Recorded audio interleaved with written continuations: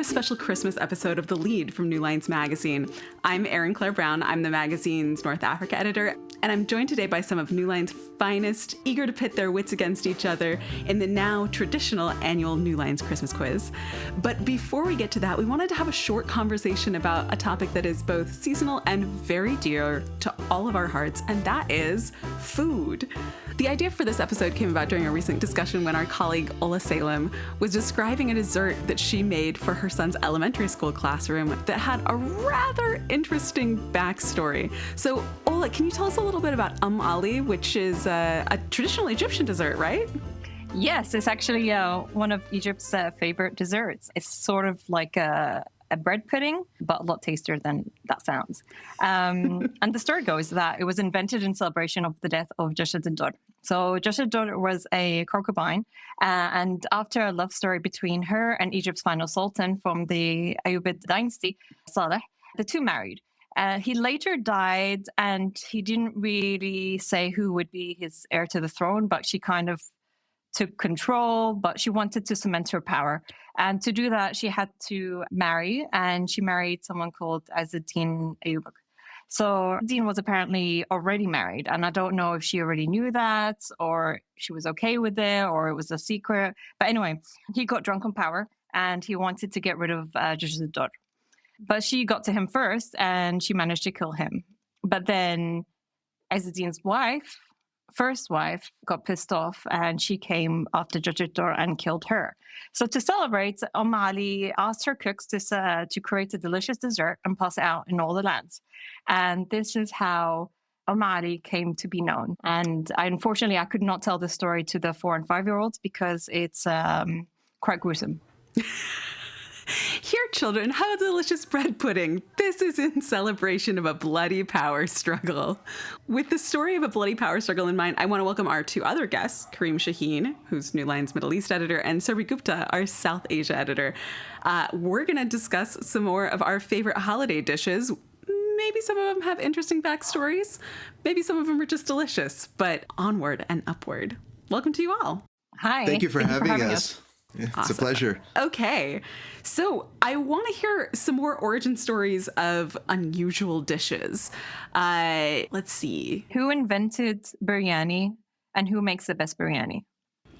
I'm looking at you, Surbhi. Well, actually, the origin of biryani also includes an empress, a queen.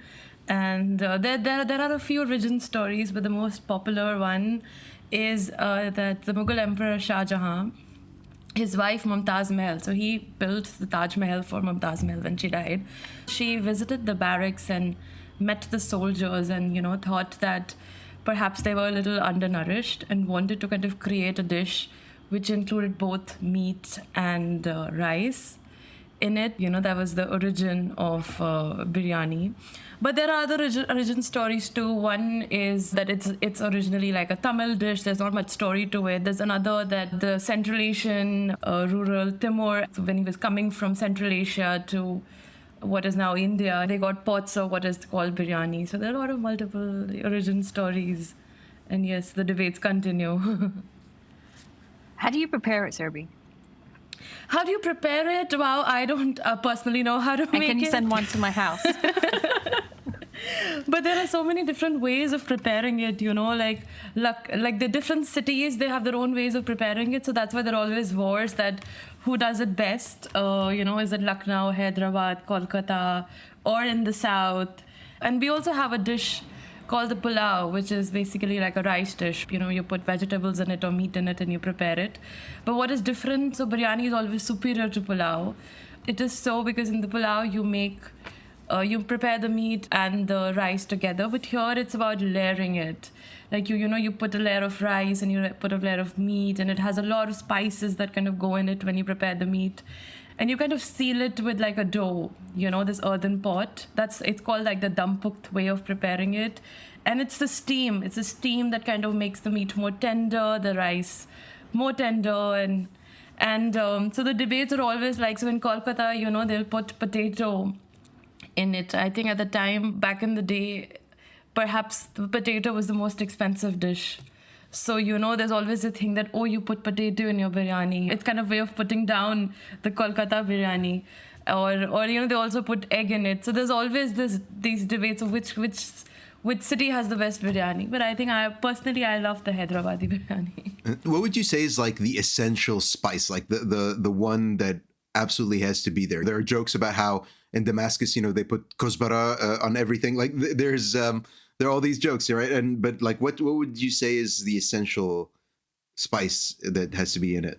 I think all the spices have to be in it, be it cardamom, be it cloves, be it black pepper, fennel, star anise. I think it's all of them. Bay leaf, there is cinnamon. There's always this joke you never like when that cardamom comes in your mouth. So it's always this saying that it's like that, it's called elaichi in Hindi. Oh, I hate that. That's so annoying. So, it's like that. It's always this metaphor, the bad feeling that when you get like that cardamom in your mouth while eating the biryani. So I think all of them are so essential. Like, but yeah, I think also the other thing is, people end up preparing biryani with vegetables. So it's always also a thing that a vegetable biryani is not biryani. It's just pulao. So that's always another thing so it always has to be with meat. And typically, I think even more than chicken, I think mutton, the goat and lamb is like even more superior to that. So I feel like vegetable biryani would be makluba. Do you guys know what makluba is? No, you have to tell us. So it's very similar to biryani. It's like it's made like at the bottom you put at the bottom of the pan you put like eggplants, tomatoes, the rice, and then the meat, and then you turn it over and you pull the pot out, and then the food is like this mountain. Oh, right. It's that beautiful. It's one of those like presentations that I'm always terrified to do. So like the same thing with like I'm going to butcher the Farsi on it, but with like a tadig, when you're making Persian style rice, where it's got that like beautiful layer at the bottom and you have to flip the pan over in a really dramatic fashion. I'm always terrified I'm going to drop it. Yeah, that's beautiful.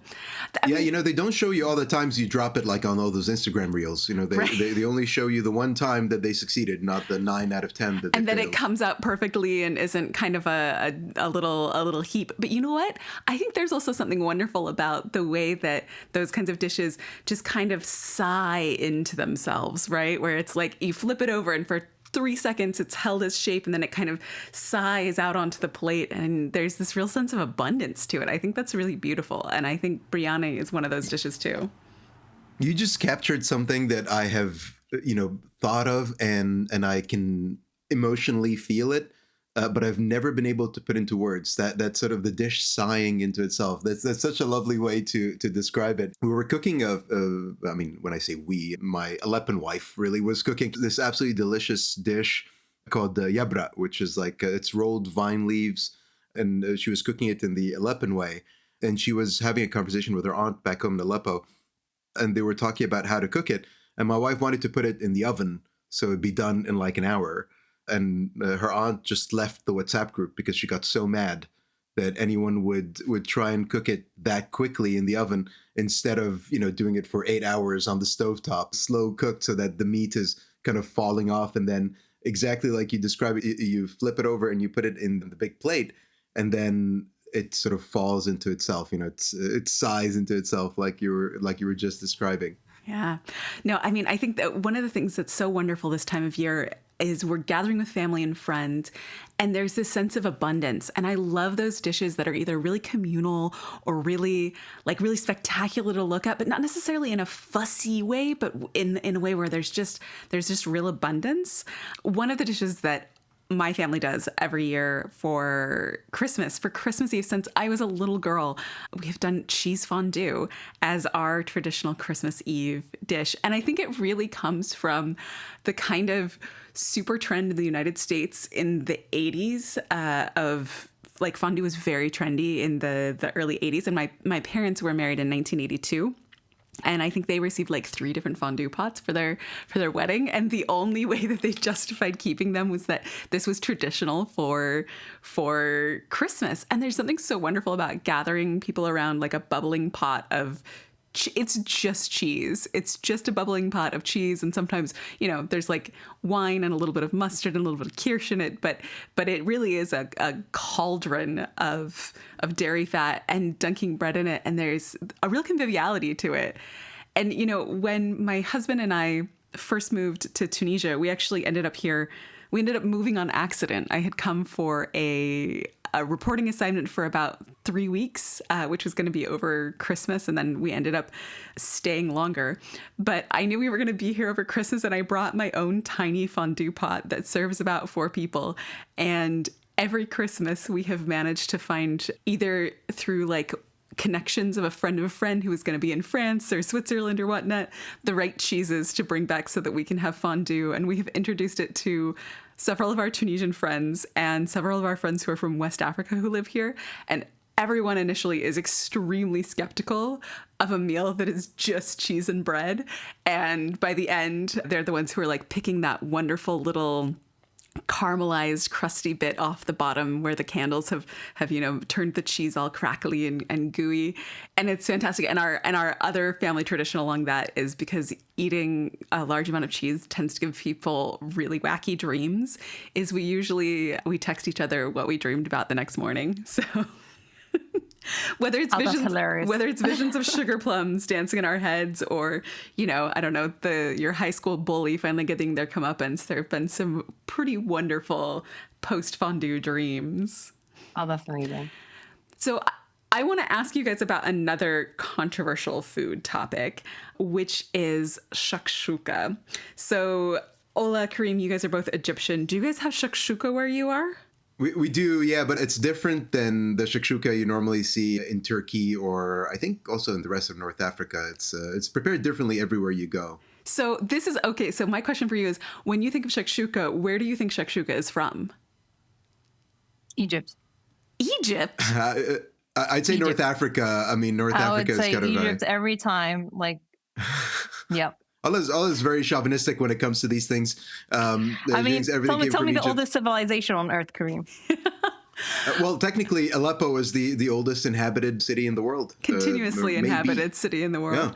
Yeah. Well, it's so funny. I think if we had our colleague Lisa Goldman here, she would also maybe say that Israel likes to claim shakshuka. But shakshuka is a traditional North African dish. It comes from Tunisia. And the word itself, shakshuka, comes from the Amazigh language, which means, from a word that means like everything all mixed up. But there are so many different kinds of shakshuka out there. And I'm really curious, when you guys eat shakshuka, what's in it? Actually, before coming to that, I just remembered I was watching an episode of Love is Blind, the US edition. Mm-hmm. And one of the characters was from Israel, and she did refer to shakshuka as an Israeli dish. So it does seem like a lot of people try to take claim of shakshuka, but that's interesting. I'd not heard of the Tunisia. Yeah, well, I mean, so actually, shakshuka it's an Amazigh dish. It's existed for millennia, but it's changed a lot over time, right? I think when most people think about shakshuka, it's like peppers, tomatoes, and eggs, right? I'm assuming that's when you guys get shakshuka. Yeah, that's exactly what I was gonna say. Eggs, tomatoes, and hot peppers. Yeah, and so a lot of Tunisians brought that to Israel, Tunisian Jews, when they left in the sort of mid 20th century, and it's really grown in popularity in the Eastern Mediterranean. But recently, I had a totally astounding winter version of shakshuka.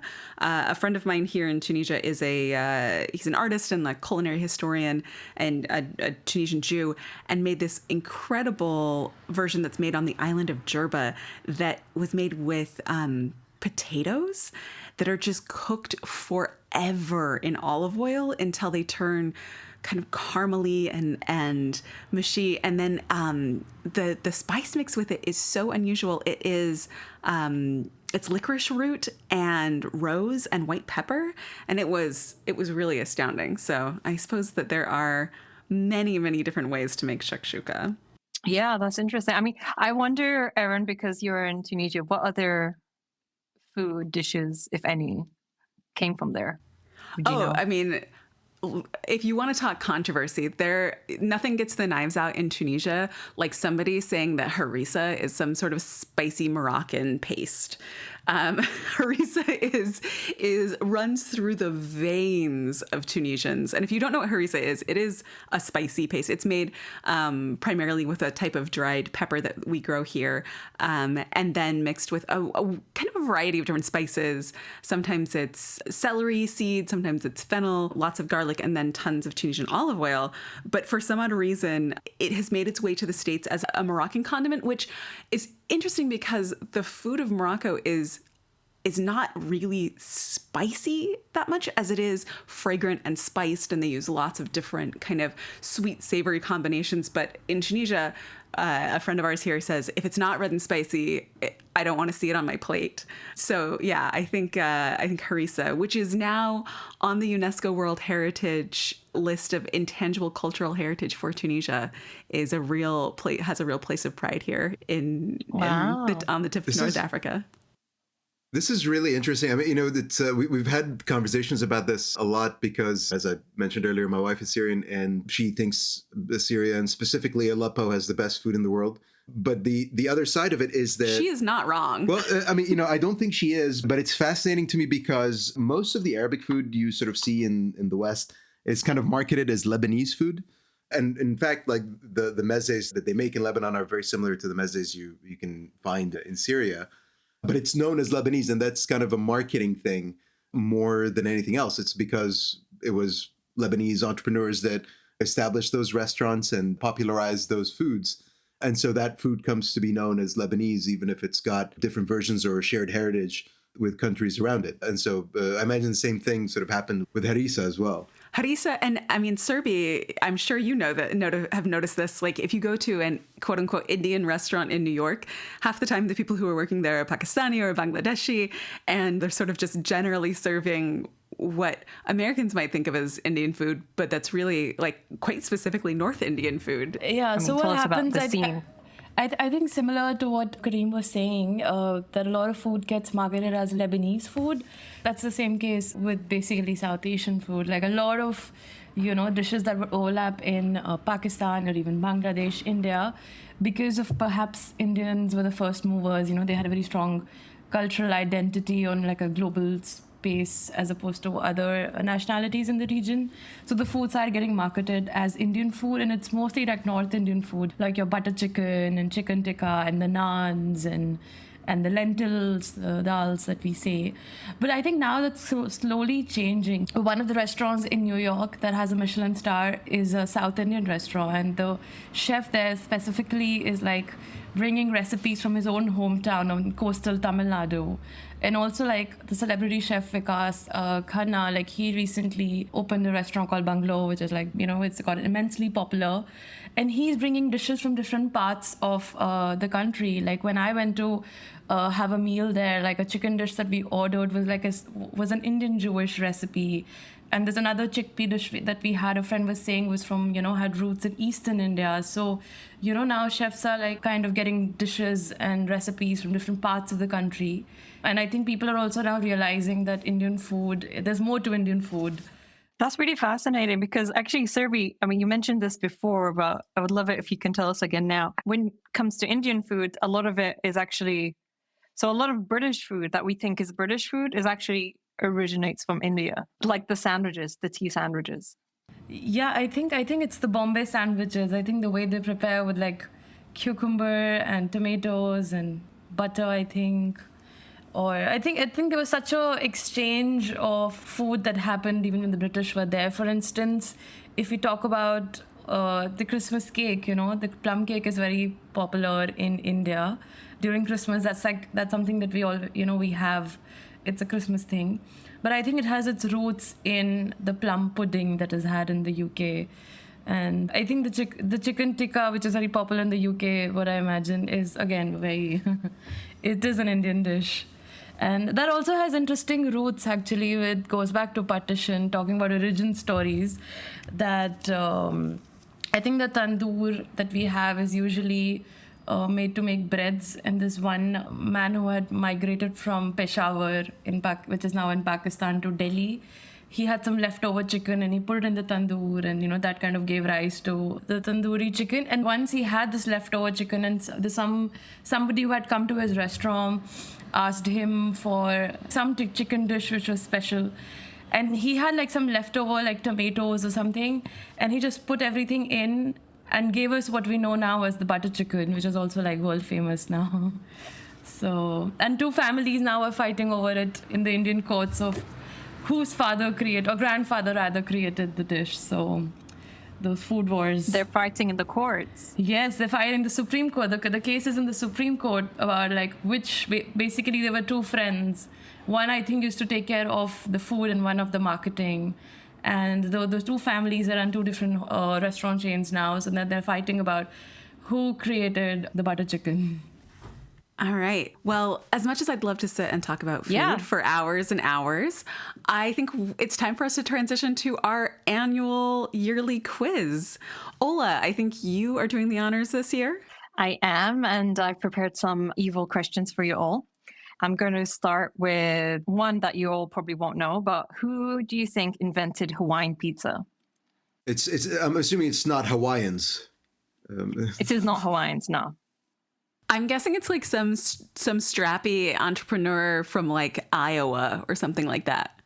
So, You're kind of close. The thing about it though is, do you guys? So in Syria and sometimes in Egypt, although I haven't seen many Egyptians eat it that way, but very often salty cheese will be eaten with a very sweet fruit like watermelon or pineapple. Oh yeah. I mean, like manchego and melon. quince paste, like cheese and jam is like such a classic pairing. I don't know why people are so What about halloumi, grilled halloumi with honey, with hot honey as well? Delicious. I don't know why Exactly. people are so It's grumpy amazing. about pineapple on a pizza. Yeah, it gets I a pretty love bad it. rap. Yeah. Yeah, my kid thinks it's a crime to put pineapple on pizza, but I love pineapple on pizza. So who invented it? Yeah, Canada. Kareem, you should have known. You're in Canada. It's not one of the inventions we want to be proud of necessarily, but yeah, I'm here for it. Well, so Exactly. then the So- question is, in Canada, what do you call the meat that goes on it? Because in the United States, we call it Canadian bacon. So it's like Canadian bacon and pineapple goes on a Hawaiian pizza. Yeah, so as someone who doesn't eat bacon, like it's one of those stories that has gone completely over my head, and I often find people arguing about this online, and so I wouldn't be able to tell you what the answer is, except for the fact that I believe over here they just call it bacon, and I think Justin Trudeau himself weighed in on it at some point on social media about whether it's what Canadian bacon actually is. All right, there we go. Interesting. I mean, the Hawaiian pizza, you have it in Arab countries where a lot of population is Muslim and they don't eat bacon, so they would do turkey bacon instead of turkey bacon makes sense. Yeah. All right, next question. All right, next question. Where did fish and chips originate? The UK, right? Isn't it like? I mean, It's probably some pirates. Icelanders? I don't know. So apparently, originally fish was fried on a fried preserve by Eastern European Jews, and so they could eat it the next day. So it became popular in Victorian Britain due to immigrants. Oh wow. Okay, so it's like the Friday before Shabbat, frying the fish so that it's set and ready to go for the next day because they can't light their stoves. There you go. The one British dish is not very British. It strikes me that like eating fried fish the next day is not super appetizing. You'd think that, but there are certain ways to do cold fried fish that are like in a sauce that are actually pretty nice. Really? I'll send you a recipe. Thank you. All right, next question. What is a popular drink today that was originally made as medicine? It's easy. Chocolate milk. Why? You have kids, Ola. You understand that chocolate milk is a form of medicine? You're not feeling good? Yeah. Here, have a chocolate milk. Everything's better. Coca-Cola, right? It is, yes. Or is Correct. that okay? It's not just a myth. Oh wow! Yeah. What was it? What was it curing? What was it supposed to be curing? Ailments of all sorts. Exactly. It was supposed to, I think I read somewhere, it was supposed to be a help relieve headaches. Yeah, because but it it's had just supposed cocaine to- in it. That's why it doesn't. I mean, cocaine doesn't cure anything. Like, didn't they drink Coca-Cola and realize it didn't fix anything, and then they stopped drinking it as a medicine? It fixed it temporarily. Fair enough. So you just had to keep drinking Coca-Cola to keep fixing it until it went away. All right, next question. What vegetable used to be purple but was changed to orange? Oh, I know this one. It's carrots. Yes, correct. Erin, you can still roll. get purple carrots, right? Yeah, you can, and they're Like delicious. purple, yellow You carrots. Oh, Yeah. you know, I've seen white carrots. But why did they change it? Like, I mean, purple looks like it's one of those colors that might actually encourage kids to actually eat carrots. I think it's the same thing with eggplants, right? Because Because eggplants are not a vegetable. okay, fine, they're fruits, but it's also Hate to purple. be that And purple- guy, you Also, know. But has anyone of you have red carrots, like the very sweet red carrots? They are like the big thing No. in India. Like they're so, I mean, They're delicious. The orange carrots, or I'm sure even the purple carrots, are nothing in front of those red carrots that we get in India, and we make like a very nice sweet dish with it, and it's like a winter delicacy. I mean, that's so Surbhi, every nice. time we have a conversation, I feel I want to go to India right now. Seriously. This is great though. Like I love those variations on fruits and vegetables that randomly pop up in grocery stores. There's a type of apple called Kisabel apples that I hadn't seen before, but they're very popular in grocery stores now because kids love them. And they look just like regular apples, but from the inside they're pink and they're sweeter than most apples you can usually find at the grocery store. My son absolutely loves them. And I once had a yellow watermelon, which was delicious. Oh yeah, yellow watermelon. wow. We get I'm sorry. we get yellow watermelons all over the place in North Africa too. So It's yeah. so good. They're so Just good. those But hybrids, why man. did they change them from purple? Like, what was the purpose? Yeah, so in the 17th century, when carrots were first introduced to Europe, they were purple. But then some people changed it. Some people think they changed it to orange to honor the Dutch royal family, the House of Orange. Wow. Interesting. Yeah. That's more extreme than you would do. Yeah, it's more extreme than you do for any real Middle Eastern autocrat. Yeah. So next question is name a food that never expires. Honey. Yes. Oh Yeah, my God, honey. Erin, did you see my questions? No, I just, you have your like favorite foodie on the podcast, but they found honey in like That's ancient amazing. Egyptian tombs and it's still edible. Yeah. Honey is a miracle. It is truly one of the like nature's superfoods. But yeah, it never expires. It'll crystallize if the moisture in it, if the moisture balance in it is like turned kind of out of balance, out of whack. But you can eat it for as long as it's there. Yeah. I love this. Like, my grandmother was a huge kind of proponent of honey, and she constantly made us eat it whenever we were sick and stuff. But I am very curious as to the mental state of the individual who found that tomb from ancient Egypt and decided, oh, that looks like honey. Let me have a taste of this liquid in this tomb that's been sealed for thousands of years. You cannot tell me you would not be tempted to taste I would. the honey I absolutely of would. like the ancient Egyptians. Oh, Kareem, you are a very stable person. Okay, next question. Very Okay, stable next genius. question. Can you give me a name given to candy floss in another country?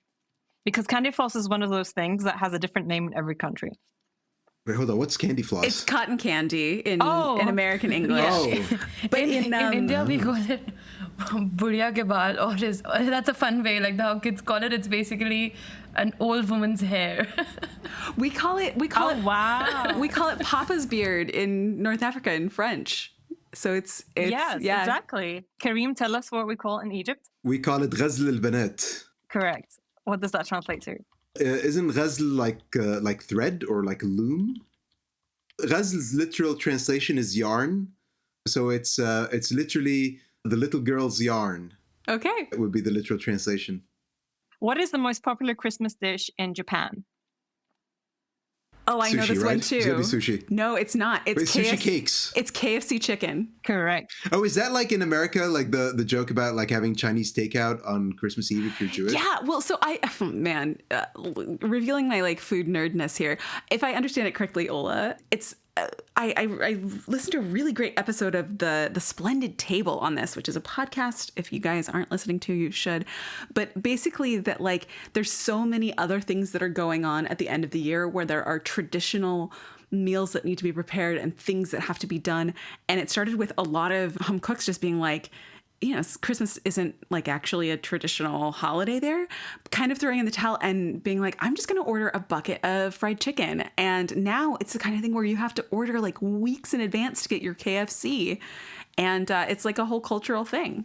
I just want to add, it might seem like Erin knows way too much about this stuff. Just so you know, she once sent us all staffers at the magazine a recipe for handmade jasmine ice cream. So you know where all of this is coming from. It's true. Also, Erin has treks across Tunisia to find sage to make Thanksgiving dinner. That's true. I am very committed to having like great culinary experiences. When I travel, that's basically all I want to do. Forget seeing the local sites. I'm like, where is the most delicious place to eat? And it's usually not in a fancy restaurant. I'm here for like the street vendors and delicious. So true. All right, next question. I don't know if you're going to know this one, Erin, though. Okay. Who invented the viral Dubai chocolate bar? I have no idea. Wait, is that the one that's go. like, is it a bit like, what exactly is it? It's like baklava in a certain kind of... Yeah, so it's kunafa mixed with pistachio paste, and that's the filling of chocolate. Yeah. So I had it, and it's okay. It's not amazing. It's fine. It is, yeah. I would give it an 8 out of 10. It's not the most amazing dessert, but it's pretty good. So I mean, I don't know. I'm perfect. I like anything with pistachio. Yeah, no, I agree.